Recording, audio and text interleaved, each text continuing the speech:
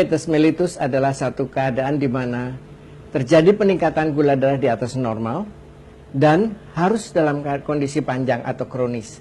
Tidak mungkin disebut diabetes apabila kenaikan gula darah hanya sementara.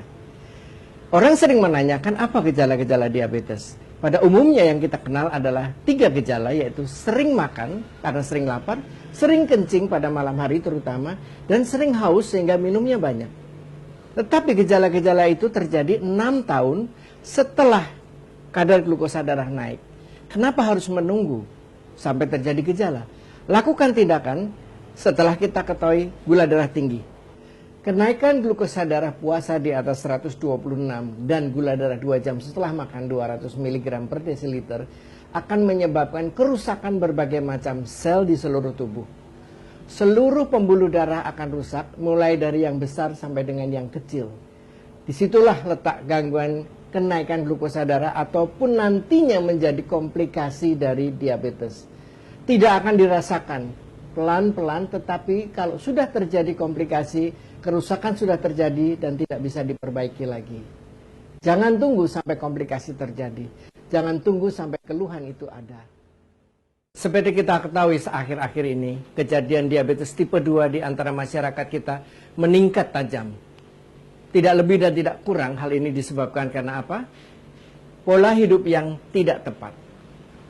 Pola hidup merupakan dasar kelainan diabetes tipe 2. Bukan hanya keturunan, tetapi sangat berpengaruh adalah pola hidup.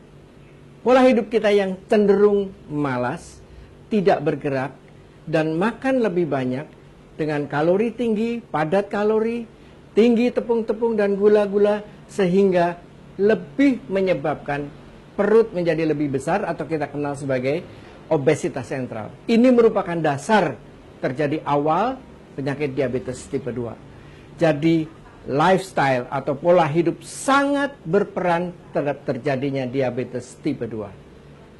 Jadi bagaimana kita bisa mengatur makanan kita agar tidak menaikkan glukosa darah? Sebetulnya mudah sekali. Kita pakai porsi saja. Dengan setengah porsi adalah sayuran, seperempat porsi adalah karbohidrat. Tetapi utamakan karbohidrat dengan kompleks. Misalnya nasi beras merah, atau kacang-kacangan, ataupun talas, ubi. Kemudian baru seperempatnya lagi adalah protein. Bisa tahu, tempe, ikan yang terbaik, putih telur. Kalau itu tidak ada semua baru daging. Tapi ingat, lebih mudah mengatur sebetulnya dengan rumus setengah sayur, seperempat karbohidrat kompleks seperti nasi beras merah, dan seperempat porsi lagi adalah protein. Usahakan 1 kali saja gorengan dalam sehari. Lalu bagaimana dengan olahraga? Ingat, orang diabetes tidak baik olahraga pada pagi hari sebelum makan. Usahakan setelah makan. Karena itu akan berdampak baik terhadap kendali glukosa darah. Dan yang paling baik lagi dilakukan setelah pagi hari setelah makan, intensitasnya tidak boleh terlalu berat. Intensitasnya adalah intensitas pembakaran lemak dengan intensitas sedang saja. Kalau terlalu keras, yang terjadi adalah pembakaran karbohidrat. Tidak akan terjadi pengecilan perut. Jadi, keberhasilan penata laksanaan diabetes sangat tergantung pada Anda sendiri. Tinggal mau pilih, karena hidup adalah pilihan. Apabila Anda mau berhasil, berarti Anda pertama kali yang harus lakukan adalah komitmen untuk memperbaiki pola hidup Anda. Tanpa itu, jangan harapkan bahwa glukosa darah atau diabetes terkendali dengan baik. Gula darah bisa menurun karena pola hidup tidak baik, naik lagi, dan Anda akan mendapat tambahan obat lagi. Itu bukan harapan kami. Harapan kami adalah Anda bisa mengendalikan diabetes. Bahkan akhir-akhir ini ada satu pendapat bahwa diabetes bisa kembali lagi ke arah normal. Tinggal pilihan Anda. Makanan banyak disediakan, tetapi Anda harus bijaksana memilih. Cari yang tidak menaikkan gula darah atau glukosa darah yang tinggi. Carilah yang sangat lambat menaikkan gula darah. Banyak pilihan dan tetap sehat. Seperti kita ketahui bahwa gula darah yang tinggi akan merusak seluruh pembuluh darah, baik yang halus maupun yang kasar atau pembuluh darah besar biasa kita sebut. Dengan demikian, konsekuensi kenaikan glukosa darah akan merusak seluruh organ tubuh kita.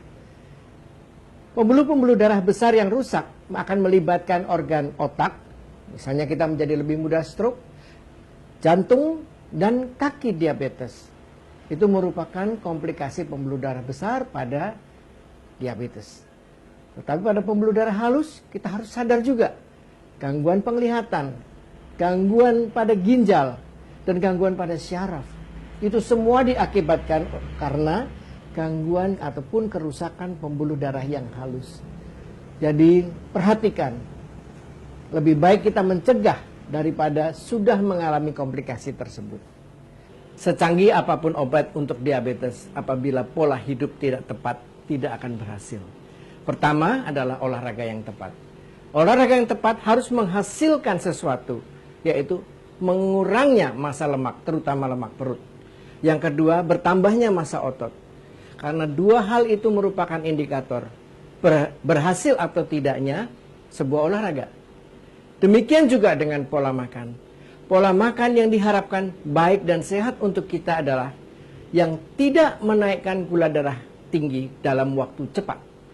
Sebaiknya banyak mengandung sayur-sayuran, baik sayur mentah atau